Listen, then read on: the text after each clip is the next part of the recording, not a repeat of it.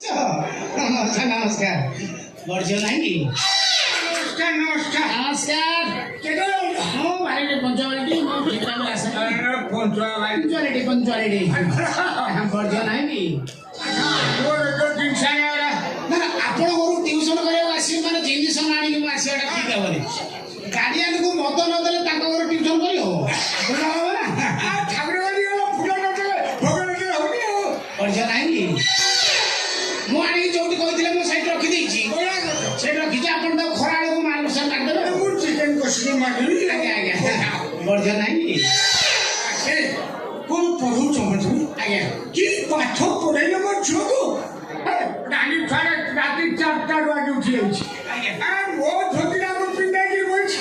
ମୁଁ କହିଲି ମା ଇଏ ଅବତାର କଣ ନା ମୁଁ ବହି ମିଳେଇଛି ଚାଲ ଆସିବା କହିଛନ୍ତି ବହି ଦସ୍ତଖତ ମାଇଲେ ମୁଁ ଯାଇକି ଗାଧେଇ ବର୍ଷା ନାହିଁ ନା ସେ ପିଲା ପଢିବ ତାର ଆଗ୍ରହ ସୃଷ୍ଟି ହେଲେ ସେ ପଢିବ ଆପଣ ଚିନ୍ତା କରନ୍ତୁନି ଖାଲି ମୋରି ଭଳିଆ ମାଷ୍ଟର ଲାଗି ରହିଲେ ସେ ପଢିବ ବର୍ଷା ନାହିଁ ନାଇଁ ନାଇଁ ନାହିଁ ଆଉ ତୁମେ ପଚାରୁଥିଲ ନାହିଁ ମାନେ କଣ ଏଇଟା ଡାଇରେକ୍ଟ କହିଲେ କେମିତି କାହା ସାଙ୍ଗରେ ପଳେଇଲା କେମିତି ପଳେଇଲା କୋଉ ଦିନ ମୁଁ କୁଆଡେ ଆଇଛି ତମେ ମାଷ୍ଟର ତମେ ସେମିତି ବିରକ୍ତିଆ କାହିଁ ହବ ତମେ ଭାବୁଛ ସେ ପଳେଇଲା ଟୋଟାଲ ପଳେଇଲା ନା କଣ ସେ ଆଉ ଫେରିବନି ସେ ଟେଲରିଂ ଶିଖିବାକୁ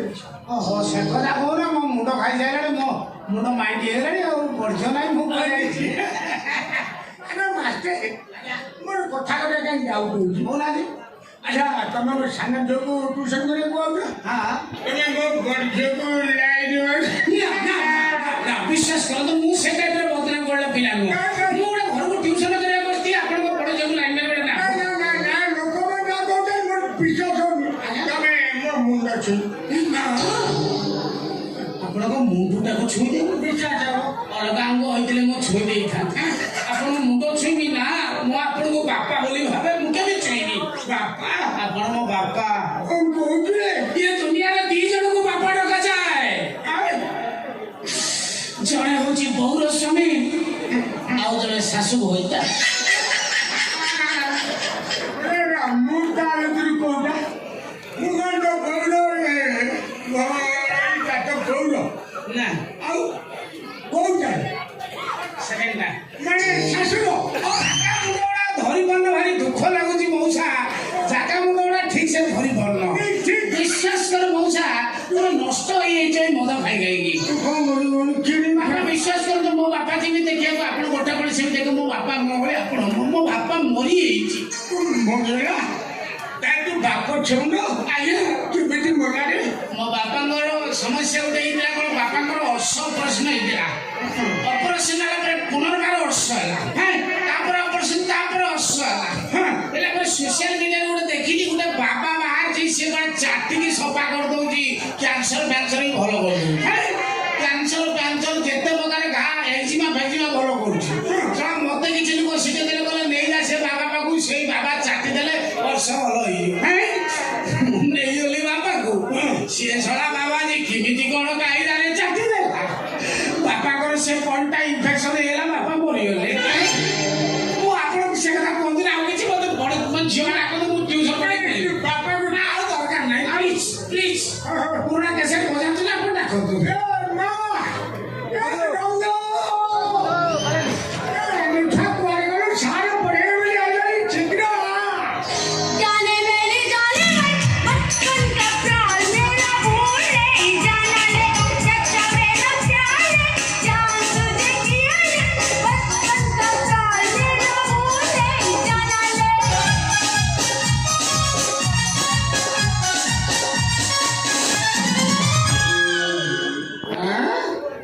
नृत्यांचे प्रवास चाल नमस्कार नमस्कार नमस्कार नमस्कार ଚାଲେ ଆପଣ ନାରିକଳ ମାଞ୍ଚନ୍ତି ନା ଭୁଲି ଯାଇଛନ୍ତି କଲମ ନ ଆଣିକି ତମ ଘରକୁ ଆସିବେ ନା ଆଉ ଅନ୍ୟ ଘରକୁ ଗଲାବେଳେ କଲମ ଛାଡ଼ି ଦେଇକି ତମ ଘରକୁ ନିହାତି କଲମ ନେଇକି ଆସିବାକୁ ପଡ଼ିବ ସାରେ ଦିଦିଟା ଭଉଣୀ ମାନେ ଯୋଉ ଝିଅ ପଢୁଛନ୍ତି କଲମ ନ ଆଣିକି ଆସିବେ ନା ତମ କଲମ କିଏ ଖୋଲିକି ଆଇଛ ନା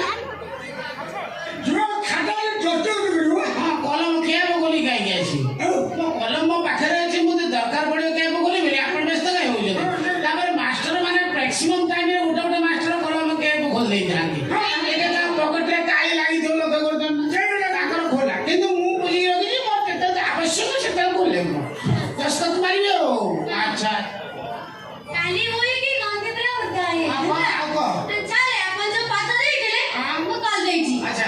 ନାଲି କାଲି ଠିକ ମାରନ୍ତୁ ଆଉ ବେଲି ଗୋରୁ ଲେଖି ଦିଅନ୍ତୁ। ଆଚ୍ଛା ସୁନ୍ଦର ସୁନ୍ଦର ବଢିଆ ବଢିଆ ତୋର ଡେଭଲପ ହେଲାଣି ଆଉ ଏଇଥର ମ୍ୟାଟ୍ରିକ ପାସ୍ କରିବୁ ଆଉ। ଆଚ୍ଛା କହିଲୁ ଯୋଉ ମୁଖସ୍ଥ କରିବାକୁ ଦେଇଥିଲି ମୁଖସ୍ଥ କରିଦେଇଛୁ? ଆଚ୍ଛା କହିଲୁ ଦେଖିଆ କୁହନ୍ତୁ। ଜଳରେ ବଞ୍ଚୁଥିବା 5ଟି ଜୀବର ନାଁ କହିଲୁ। ଜଳରେ ବଞ୍ଚୁଥିବା 5ଟି ଜୀବର ନାଁ ଲଇ ମାଛ, ଲଇ ବାପା, ତା ବୋଉ, ତା ଭାଇ ଆଉ ତା ପିଇଛି ନାନୀ। ଚାଲେ ତା ପିଇଛି ନାନୀ କାହିଁକି ଲୁଚ କହିଲେ? ତାର ବାହାଘର ହେଇନି। ତାର ବାହାଘର ପଛକୁ ଇଲିଶ ସାଙ୍ଗରେ ଲାଗିଥିଲା। ଚାଇନା ଲଇ ସାଙ୍ଗରେ ଯାଇକି ହୁଏ ଉଠେଇଲେ। ସେଠି କଣ ସବୁ ଭିଡ଼ିଓ ଫଟ ଉଠାଉଠି ହେଇଛନ୍ତି। ବିଚରା ଛତୁରା ହାତରେ ପଲି ହେଇଛି ଆଉ। ବାହାଘର ଭାଙ୍ଗିଗଲା ମିଚିକି ଝିଆରୀ ପୁତୁରା ମାନଙ୍କ ସାଙ୍ଗରେ ଲଉଛ। ଆଚ୍ଛା ମଉସା ତମେ ବି ଶୁଣି ସାକି ମାତାର ଭଳିଆ ତମେ ବି ଯେମିତି କଲ ମୁଁ ତାକୁ ପଚାରିଲି ଜଳରେ ବଞ୍ଚୁଥିବା 5ଟି ଜୀବ ସିଏ ରୋହି ସାଙ୍ଗରେ ତା ପରିବାର କହିଦେଲା 5ଟା ଜୀବ ହେଇଗଲେ ଆଉ ଏଟା କଣ ମୁଁ କିଛି ଜାଣିପାରୁନି କିପାଟା ପଡୁଛି ତୋର କଣ ଜାଣିଲ ତୁ କଣ ପାଇଁ ଅଭ୍ୟାସ କରୁନୁ ମୁଁ ଜାଣିପାରୁ ତୋତେ ଯେକୌଣସି ପାଠଲା ତୋତେ ଦାୟିତ୍ୱ ଦେଇଛି ତୁ ଘରେ ବସିକି ସେଟା ଅଭ୍ୟାସ କରୁ କାହିଁକି ଅଭ୍ୟାସ କରୁନୁ? ଚାଲେ ମୋ ଉପରେ ଘରେ ଛବେଳେ ଲାଗିଲେ କଣ ମତେ ଗୋଟେ କଥା କହିଲେ କଣ ଆଜିକାଲି ଗୋଟେ ଦୁକା କେତେ ଦୁକା ତ ଆଉ ମଦ ସିଗାରେଟ ଗଞ୍ଜେଇ ଇତ୍ୟାଦି ଇତ୍ୟାଦି ଦି ତିନି ଥର ମାଗଣା ସାଙ୍ଗସାଥି ମାନଙ୍କ ସାଙ୍ଗରେ ପିଇ ସାରିଲା ପରେ ତାଙ୍କର ଅଭ୍ୟାସ ହେଇଯାଉଛି। ଚାଲେ ମତେ ଦେଖିଲେ ମତେ ଭଲ କି ଦେଖନ୍ତୁ ମୁଁ ଛୁଆ ଦିବେଲୁ ପାଠ ପଢିନି ମୋର ଅଭ୍ୟାସ ହଉଛି ସେ ବାଜ୍ୟ ଜିନିଷ ଅଭ୍ୟାସ କରିବାକୁ ମୁଁ ଚାହୁଁନି। ନିଜ ଉପରେ ସେତିକି କଣ୍ଟ୍ରୋଲ ମାନେ ମଦ ସିଗାରେଟ ସାଙ୍ଗରେ ପାଠଟାକୁ ସେ ତୁଳନା କରିକି ଅଭ୍ୟାସ ଚିହ୍ନିଛୁ ନା ମତେ ପିଠିକି ପିଠିକୁ ପଛ ଫଟେଇ ଦେବେ ଚିହ୍ନିଛୁ ଅମଦ୍ର ଭଳିଆ କଥା ତାକୁ ଚାଲେ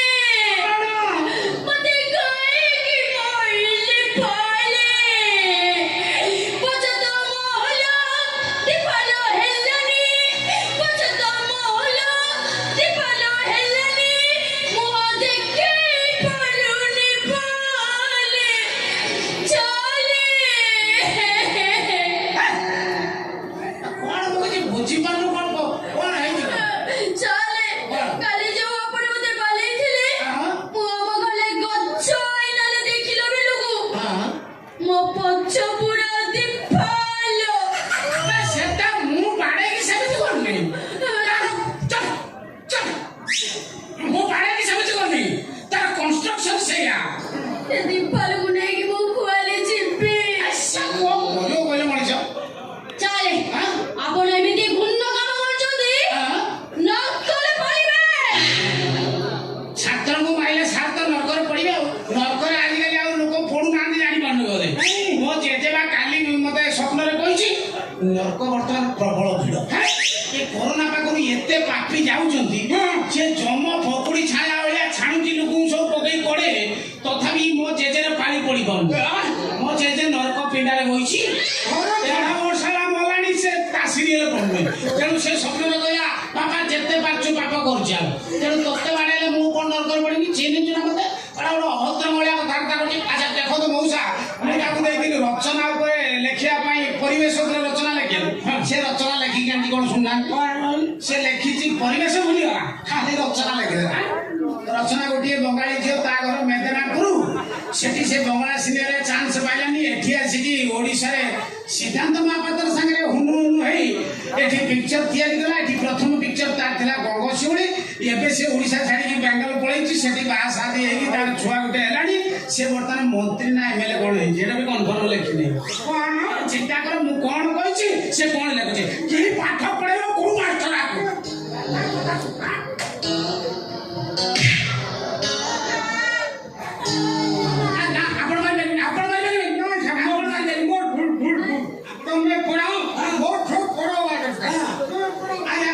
ସାରଙ୍କ ସାମ୍ନାରେ ତମେ କଣ ଗାଡିଆ ତମେ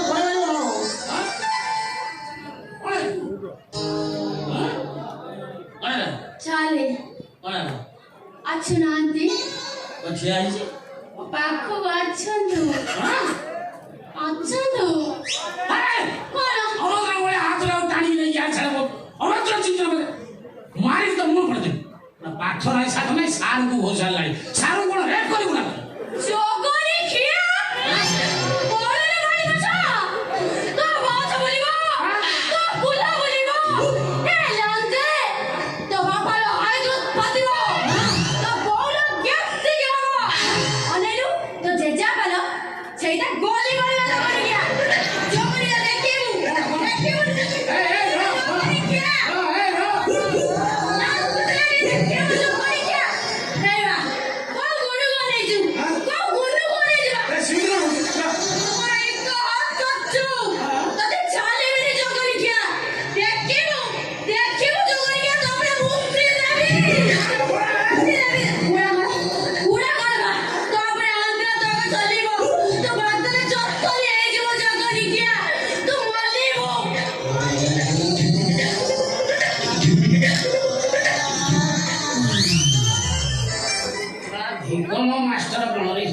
ଛାତ୍ର କହିଲେଣି ମୁକ୍ତି ନେବ ଉପରେ କି ପାଠ ପଢେଇ ମୁଁ ଯୋଉ ଆଶାରେ ଆଉଛି ସିଏ ଆଶା ମୋର ପୂରଣ ହଉନି ବଡ ଭଉଣୀ କାହିଁ